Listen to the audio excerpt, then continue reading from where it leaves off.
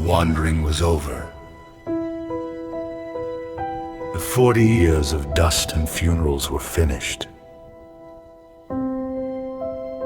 Israel stood on the plains of Moab across the Jordan River.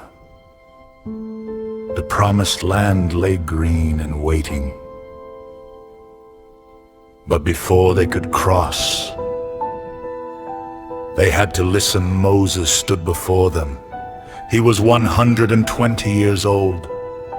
His eyes were not weak, and his strength was not gone. But he knew what they did not. He was not going with them. This was his goodbye. He looked at this new generation, the children of the desert, and he began to speak. These are the words.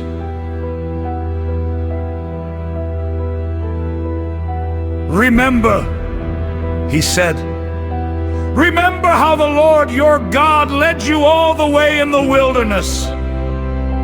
Remember the manna, remember the fire. Do not forget the Lord who brought you out of the iron furnace.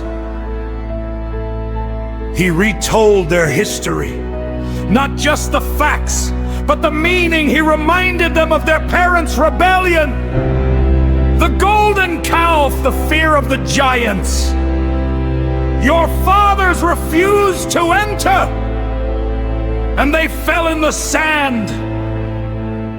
But you are alive today. He warned them. When you eat and are satisfied, when you build fine houses, do not say in your heart, my power and the strength of my hands have produced this wealth.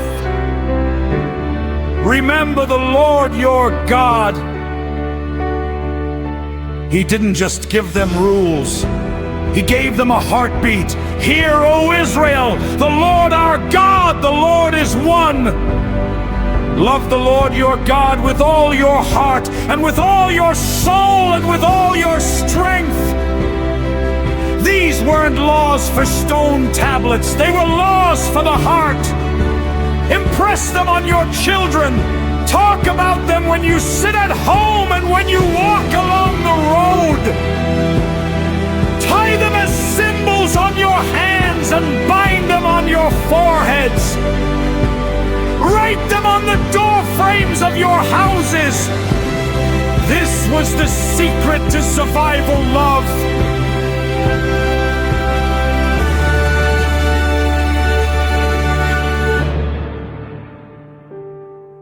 Then Moses laid out the choice, the ultimate ultimatum. See, I set before you today life and prosperity, death and destruction. He pointed to two mountains in the distance. Mount Gerizim for the blessing, Mount Ebal for the curse. If you obey, you will be blessed in the city and blessed in the country. You will be the head, not the tail. But if you turn away, if you chase other gods, the sky above will be bronze and the ground beneath will be iron. You will be scattered among the nations. He pleaded with them like a dying father. Now choose life, so that you and your children may live.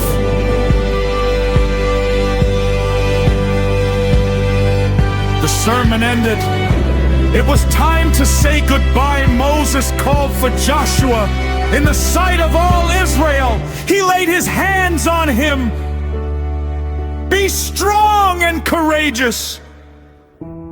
He told him, do not be afraid. Do not be discouraged, for the Lord your God will be with you wherever you go. He handed over the scroll of the law to the Levites. The torch was passed.